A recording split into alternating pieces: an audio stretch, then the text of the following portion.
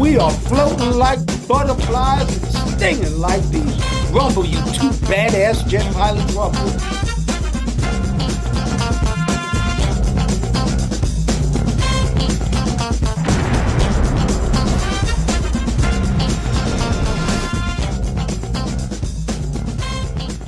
Welcome to the Wingman Show, where we're floating like butterflies and stinging like bees.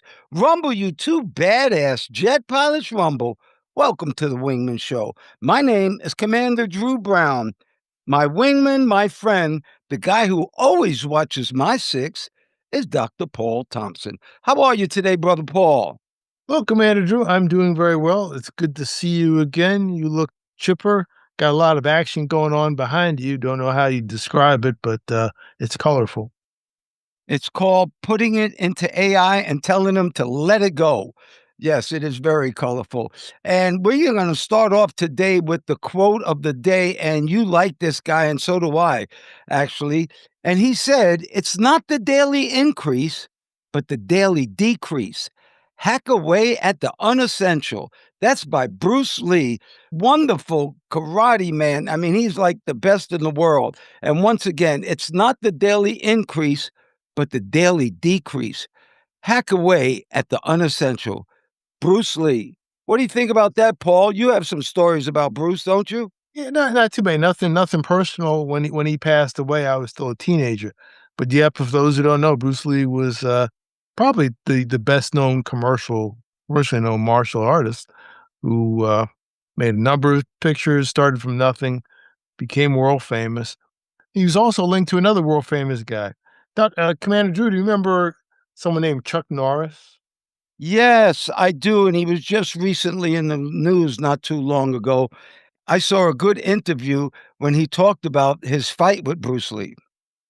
Yeah, they were in a couple movies together. The last one came out was after Bruce Lee died. But yeah, Chuck Norris was again world famous karate guy. Bruce Lee was into Jeet Kune Do is his system. But there's like a little only connection I really have is that one of my karate instructors, Master Kang Ree, was actually they were on the circuit together, and I remember seeing a picture of Kang Ree, Kang Ree, Bruce Lee, and Chuck Norris at some competition in Madison Square Garden. It's in black and white, a long time ago. But Kang Ree was Elvis Presley's last living martial arts instructor. I actually awarded him a black belt. We'll show a picture of that with Master Kang Ree and Elvis Presley. So it's a pretty interesting circle there.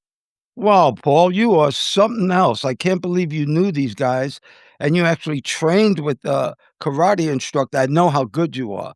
All right, everybody, welcome to the Wingman Show again. Once again, my name is Commander Drew Brown. I'm a Navy attack pilot, proud Harlem native, and a lifelong learner. And I'm here with my really good friend, my wingman, my main man, who's logged plenty of hours in the sky.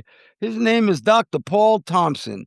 And we flew attack jets for the United States Navy. He flew A-7s, I flew A-6s, and later retired from the best airline in the world, FedEx. And now we're here helping people fly a little higher in life, bringing good news and motivation to everybody, Paul. Yeah, that's right, Commander Drew. Got two Navy brothers from Harlem. Learned early on that flying jets wasn't just about sticking throttle. It was about thinking, adjusting, and asking the right questions when things got kind of uncertain. So you didn't make it through a mission by pretending to know everything. You made it through by knowing what to ask and when to ask it. Don't you agree? You nailed that one, Paul.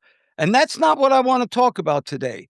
Not airplanes, but AI, artificial intelligence. And the Wingman Show pushes this great tool.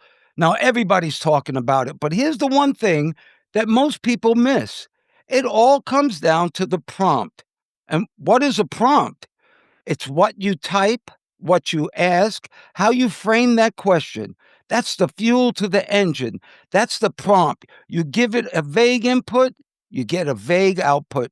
Garbage in, garbage out. But let me tell you, when you give it a thoughtful, clear, detailed prompt, the answers can really blow your mind, Dr. Paul. Yeah, Commander Drew, that reminds me a lot about flying. The jet responds to what you actually do, not what you wish you would do. So if your input is sloppy and imprecise, the flight's going to be rough. You're not going to do well. But when your input is clean and deliberate, that airplane becomes an extension of you. That's the same with AI. It mirrors the quality of what you give it. And when you think about it, life works exactly the same way. So in some ways, we're flying our own personal missions all the time. And how we prompt the world with our questions and our attitude determines the altitude we reach. I think the best way for everyone to improve their ability to make a good prompt is actually to read more and widen your vocabulary. Does that make sense to you? It certainly does. And we push education here on this show. And if you want to know the truth, that's deep, man. It's funny because people act like asking questions is a weakness. When I was learning to fly the T-28 Trojan, I asked every question in the book. Some were basic, maybe even some were embarrassing, but they saved my life later when things got tense. Asking the right questions is how you survive, how you grow, whether it's flying, business, or using AI. Curiosity is your compass, Dr. Paul. That's what your compass is, curiosity. Don't you agree? Exactly. Sometimes people forget the smartest ones in the room are usually the people asking the most questions. So you remember flight school? Some folks stay quiet just to look cool with their shades on or off, but then they crash the simulator later on. So that's what happens when pride flies with no radar. Asking questions isn't a weakness, it's actually a sign of wisdom, Commander Drew. No doubt about it. I always say that knowing your weaknesses and overcoming them, that's strength. And asking questions, that's strength. But pride flies with no radar. And you know what? That's a wingman quote if I ever heard one there, Doc. But you're right. It's all connected. Ask better questions, you get better answers. Prompt better, learn faster, and you'll think deeper about who you are and where you're headed.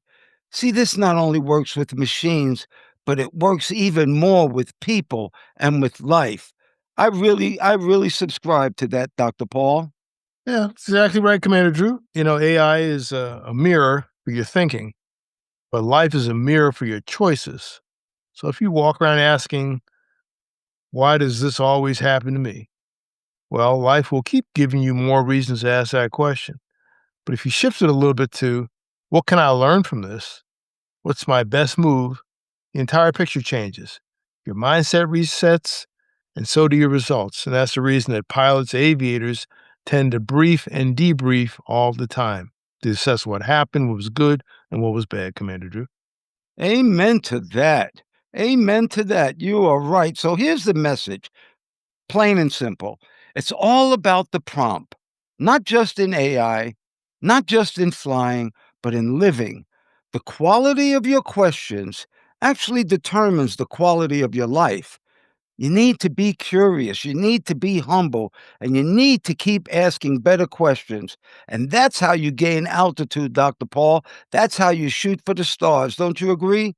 Yeah, I do, Commander Drew, and I think that's a good way to close this out. Even when life brings turbulence, stay kind, stay focused, and keep prompting the right way. You got that, wingman. All right, everybody, keep your questions sharp and your wings level.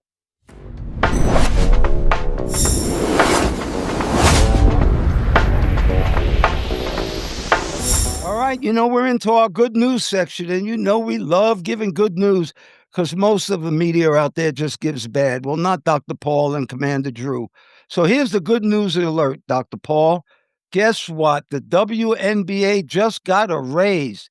The new deal they worked out, that salary cap jumped from about $1.5 million to $7 million a year. And that's not a tip jar anymore. That's a real paycheck.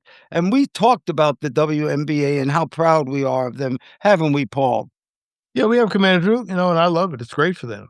For years, the players were wearing shirts that said, pay us what you owe us, usually in black or different colors. And now the league finally said, okay, let's start at least acting like this is a real business. And that's a big step for women's sports and for respect, period. Don't you agree, Commander Drew? Yes, definitely for women's sports. And you and I are very, very lucky. We both had daughters that actually played Division I basketball. Your daughter Camille played at the Air Force Academy, and my daughter Taryn played at the University of Texas, Hook 'em Horns. And they didn't get it by being quiet either. They organized the WNBA. They threatened to strike. They sat in those long negotiations and they really held the line. That's a lesson for anybody listening. When you know your value and you stand together, the numbers start moving. That's how you get ahead, Dr. Paul. Yeah, you're right, Commander Drew. So to our WNBA sisters out there, congratulations on the new bag. And now anybody out there who's underpaid and overlooked, you should take notes. Closed mouths don't get fed, and closed unions don't get raises. So, Commander Drew, is there any more good news you got for us? Oh, yeah, I got some more good news for you. This is a great one, too, Dr. Paul. There's a new study that actually challenges the notion that aging means decline. The study actually found many older adults improve over time. And Paul, people talk about aging like it's a slow motion crash. Everything's supposed to hurt. Your mind's supposed to fade. And the best you can hope for is a good recliner and a decent remote. But guess what? Some new research out of Yale University is saying something very different. A whole lot of people are actually getting better as they age in their bodies and their brains. I say you and I are those people. We are actually getting better, Dr. Paul. Don't you agree? Yeah, exactly, Commander Drew.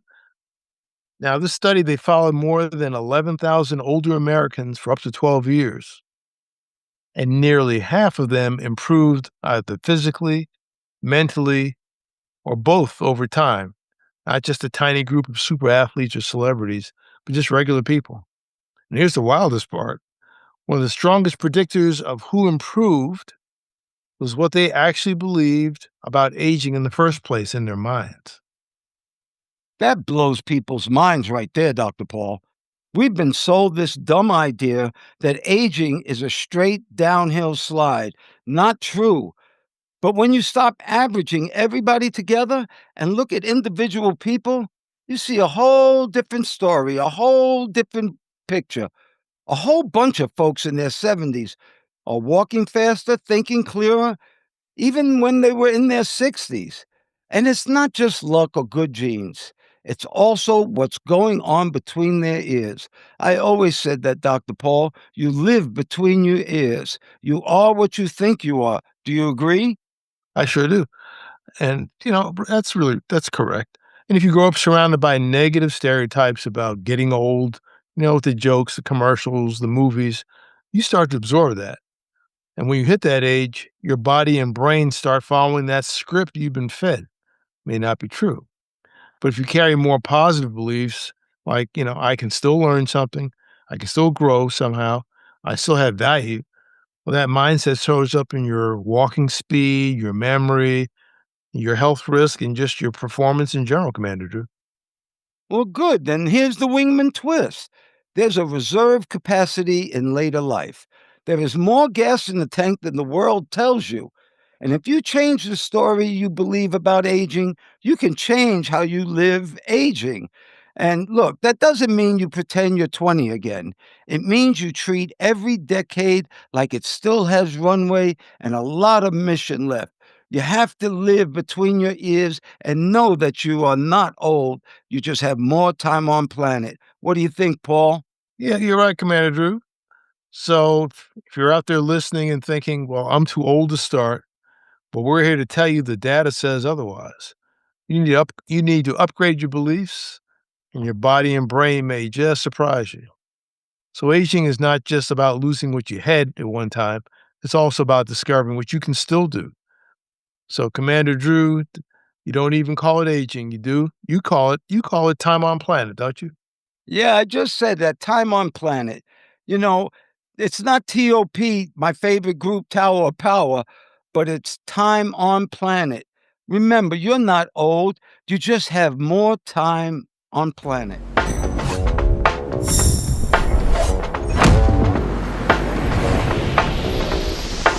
All right, everybody, here's your jet jolt gliding with no engines. All right, here's a little aviation secret most people don't even know. If both engines quit on a big jet, that airplane just doesn't fall out of the sky because of something called glide ratio. A big airliner like Dr. Paul and I flew, the 777, can glide roughly 2 miles forward for every 1,000 feet of altitude it has. So if you're at 35,000 feet, you got a lot of sky and a lot of time to work the problem. Stay calm and find a runway. That's how we live, isn't it, Paul? It sure is, Commander Drew. People imagine that, when the engines are out, that's an instant doom. You're totally doomed. You're dead. But in reality, that airplane becomes a very big, capable glider to a point. And pilots train for that. We brief it, we practice it in simulators over and over again. You lose thrust, but you never lose control. You set the right speed, right attitude, you run your checklist, you talk to air traffic control, you're trying to work multiple problems, but you have to keep control of the airplane. And you use that glide distance to turn a bad day into a survivable day. How do you think this applies to us, Commander Drew, just in everyday life? It applies to us very well because it's not just an airplane lesson, it's actually a life lesson. Sometimes in life, both your engines quit: the job, the relationship, and even the money, whatever it is. It feels like a free fall. But what you think you really have is glide time, time to think, time to plan, time to use your altitude you've already earned. So if you panic and start yanking the controls, you're going to waste your energy and shorten your glide. Dr. Paul, you got to think when you're in a position like that, don't you?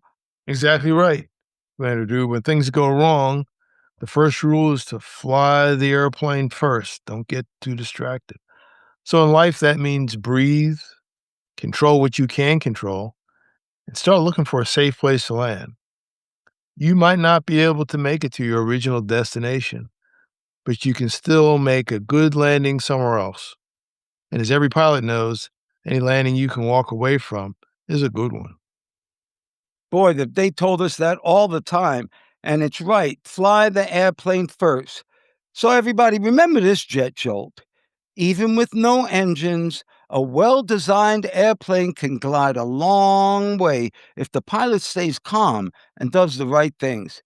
You're the pilot in command of your life. Engines or no engines, don't give up your glide. You know, I had a skipper, Steve Richmond, in VA 35, and he did an air show. And he came by the carrier so fast that he pulled the throttles back so far that he shut both engines down. His bombardier navigator got scared and he punched out right in front of the aircraft carrier as the A6 was flying past it. Well, Commander Richmond came around, he landed with a pole sticking out, and he knew that he would be in trouble. But the people that they were doing the air show for said it was the greatest air show they've ever seen. So I think Commander Richmond got away with that one. I love VA 35, the Black Panthers. All right, everybody, check out those badass jets we got behind us today. Dr. Paul has an F4 and I have some crazy AI. I put it into AI. I want an F4 coming aboard the boat, and I want to make it fun. And that's what they gave me. So, everybody out there, thank you so much for watching us on YouTube. Thank you so much for listening to us on Apple Podcasts or watching us on TikTok and Instagram.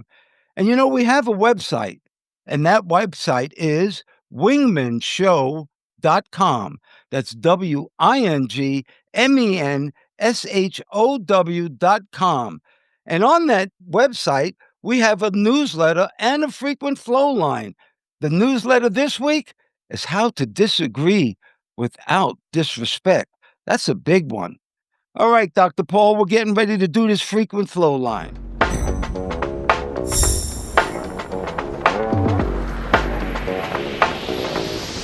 All right, Ace. All right, Dr. Paul. We are going to use this time to read the frequent flow line. And don't forget, ACE is not human and it's not 100%. ACE is a chat GPT. He's just an AI, but he is so good. And you'll see. This letter says, Anonymous in Augusta. Dear Commander Drew, Dr. Paul, and Ace. I'm a 26-year-old black first class petty officer from Augusta, Georgia. I'm stationed at NAS Oceana. I'm not using my name because a lot of people in my squadron now listen to the Wingman Show, and I don't need this coming back on me. But here's my problem. I'm dealing with some officers who really think they're the smartest people in the room, and they act like it too. They talk down to enlisted guys, they don't listen, and they make decisions that the deck plate sailors know aren't the best. And deck plate sailors are the ones who do the hard and dirty work. But if you speak up, they say you stay in your lane or you're not a team player. So, see, I've met some really good officers and I follow them anywhere. And I see you two as prime examples of what real leadership should look like. That's why I'm writing. But I'm struggling with the ones who think their bars automatically make them better than everybody else. I'm proud of my work. I take care of jets. I work hard and I know my job. I want to stay respectful and professional, but I'm tired of feeling like I have to shrink myself just to protect somebody else's ego. So, my question for you guys is this, and for Ace, the AI also. How do I deal with officers who think they're smarter than everyone without losing my respect for the rank or losing my cool? How do I stand my ground as a man and a professional without wrecking my career or getting labeled as a problem? Signed, Anonymous in Augusta. What do you think about that, Ace? Oh, here. Based around those egos in uniform. Now, the name of the game is being tactful while staying unshakably professional. You keep doing your job with pride, and if you've got feedback or a better idea, you do it respectfully focused on the mission, not personalities. If you hit a wall, find a senior enlisted or a chief who's got your back. They've been through it. And remember, you can stand tall without stepping on anyone's toes. You've got this shit, mate. Dr. Paul, what a great answer from Ace. Do you have anything to add? Yeah, I would say to viewer in Oceania, sometimes people there are people who are jerks. They're just jerks. So it sounds like you've got some folks who are very good, who are cool, and some who are not. That's just a part of life. No, don't act up and cause a problem because that'll go against you. You'll lose that battle almost every time. So the best thing to do is to do, do your job. You got to do that first and foremost, not get wrapped up in personalities. And that can be any profession. My daughter was in the Air Force and she was not a pilot, but she worked in maintenance. And she said one of the things that they would say to each other, at least in that group, in the maintenance group, was that they're amazed that the pilots, at least in that squadron, they're amazed that they could even walk through the door because their heads were so big. When she said that, I laughed. I said, That's about right. That's about right. That's about right." But if you're doing a good job and things are working out, just keep doing the good job and tune out the noise and look at, stay true to your objectives. That's what I would say. Thanks very much, Dr. Paul. That's a great answer. My answer is first, you need to know the difference between an enlisted man and an officer or enlisted personnel, actually. The only difference is 4 years of college. That is the only difference between you two. And remember, people who look down upon you, that means they really believe that they're below you in something. So don't ever worry about that. And remember, when I was in the Navy, I used to go to my enlisted personnel first to find out what was going on because those chiefs know what they're doing. I didn't want to be some smart ass officer walking around like I knew everything. I tried to listen from the men who knew most of it, and they were the enlisted personnel. This is a Wingman PSA. In the sky, your partner has your back. Now, let's get to it. Climbing in now, system screen. Now it's time for our favorite part of the Wingman Show, a Wingman PSA. From the 11 facts in life, under fact number 5, education is necessary. Knowledge, which is learned, and wisdom, which is the ability to teach, are mandatory. Education is necessary. Knowledge and wisdom are mandatory. Dr. Paul, we talk about that all the time. You can get a good education and still be a dummy. You have to know what you're doing when you take tests. You actually have to learn. When I spoke to kids in high school, I said, if you cheat on math and you get an A on the test, guess what? You're still stupid. What do you think, Paul? Yeah, well, you are stupid because you didn't get an A on the test. You got a no grade. You got a grade, but it was a no grade. So that was just a check in the box, and, you cheated yourself and you cheated everybody else, and that'll eventually sink you. Here we are with the gouge, and I'm going to talk to Ace one more time because that Ace, he really gives me some good gouge. All right, Ace, I'm going to ask you to give me the gouge on the Wingman Show today. And this is the real cost of being too cool to ask. All right, every ready room has that one new pilot who's scared to look dumb, so he never asks questions until it bites him in the ass. So here's my question, Ace. Explain why, in high risk professions like naval aviation, being too cool to ask questions is actually dangerous, and in normal life, how that same mindset quietly ruins people's careers and relationships. Tell me, Ace. Oh, you know it. The too cool to ask can literally be life or death. You miss one piece of gouge, one tiny checklist step, and you're not just risking yourself, you're risking the whole crew. Asking questions is how you stay alive and ensure everyone else does too. Now, flip that to normal life. People who avoid asking for help or clarity, whether in jobs or relationships, end up fumbling in the dark. They miss promotions because they don't want to look clueless, or they let misunderstandings quietly erode trust at home. Long story short, playing it too cool is the least cool thing you can do when you're flying through life. That's great gouge. Thank you so much, Ace. I appreciate it.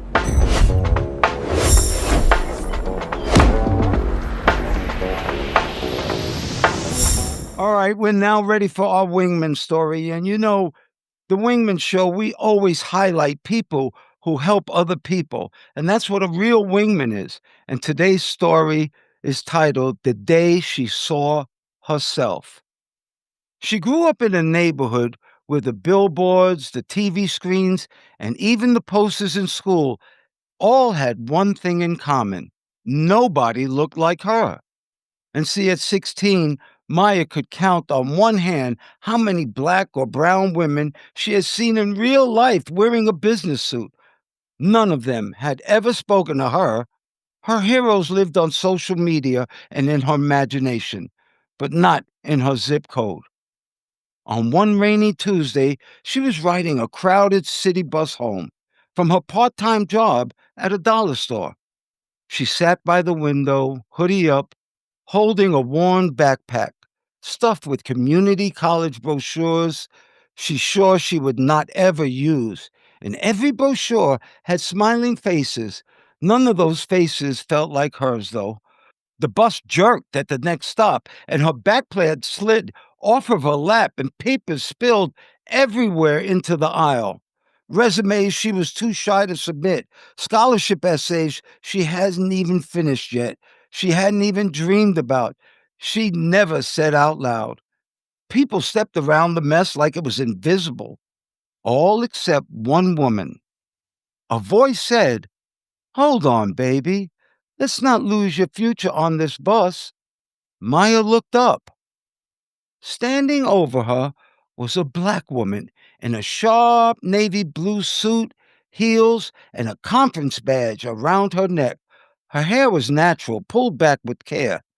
She had the calm confidence of someone who was used to making decisions and having people listen. The woman knelt down in the aisle, blocking the impatient stares behind her, and started picking up papers. "What's all this?" she asked. Maya mumbled, just some school stuff. Doesn't matter." The woman read a line from one of the essays out loud, right there in front of everybody. "I want to be the first in my family to work in an office where decisions are made, not just carried out." She looked Maya in the eye and smiled. "Oh, it matters," she said. "It matters a lot." The bus pulled into the downtown transit center and people started to file off. The woman sat next to Maya and introduced herself.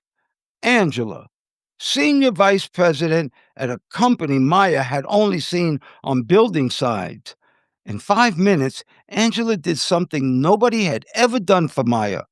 She treated her like she was supposed to be there. Here's the deal, Angela said. You're getting off this bus with me. We're going to sit in that coffee shop and you're going to tell me what you really want, not what people expect from your neighborhood, what you want. In that coffee shop, surrounded by suits and laptops, Maya said words she'd been afraid to say out loud. I want to be you or someone like you. I want to walk into a building and not feel like I'm lost. Angela didn't laugh. She didn't lower the goal. She started taking notes. Okay, she said, then we're going to build a flight plan.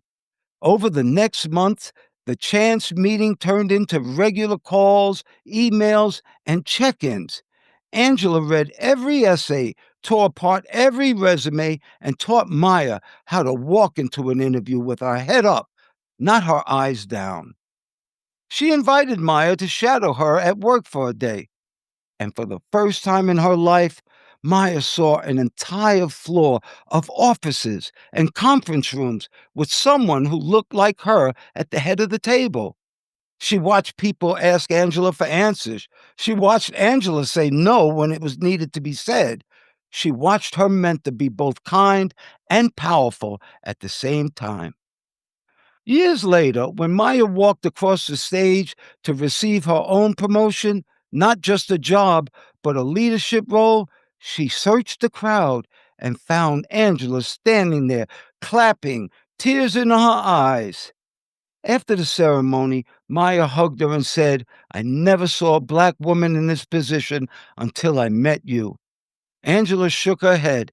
That's the problem, she said softly, and that's why you're here, so the next girl doesn't have to wait for a bus ride to believe she belongs. See, in the wingman world, we talk about never flying alone. On that rainy Tuesday, a young woman who felt invisible, she met a wingman in heels and a navy suit. One used her altitude to lift the other off the deck. And because of that, somewhere down the line, a whole lot of little girls are going to look up at a corner office and say, of course she looks like me. Not, what are the chances? Just, that's my future. That's a wonderful wingman story. And for everybody out there who can hear my voice, whatever you think is important and whatever you think is beautiful, and most importantly, whatever makes you happy, may you have that today and forever. I pray for peace, Dr. Paul. I pray for peace too, Commander Drew. And we appreciate all those who listen, like, and share our message. Share this with one person that you know today or somebody that you don't know, someone looking to hear something positive. We'd appreciate it if you become a subscriber. That way you'll get a notification every time we put out a new episode. And if you're listening on Apple Podcasts, a positive review would be most appreciated.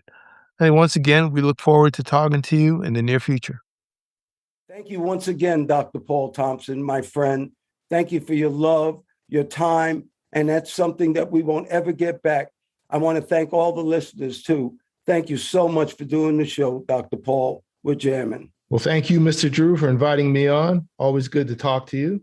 And ladies and gentlemen, please remember to like, share, and subscribe to this podcast or any of the podcasts.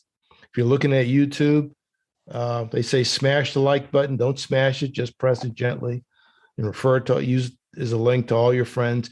You can also look at us on our website, wingmenshow.com, WINGMEN show, SHOW.com, altogether, wingmenshow.com. And we hope to see you in the future. Thanks again, Mr. Drew. Oh, you're welcome. And we're still floating like butterflies and stinging like bees. Rumble, you badass jet pilots, rumble. May there be peace on earth and goodwill towards all men and women.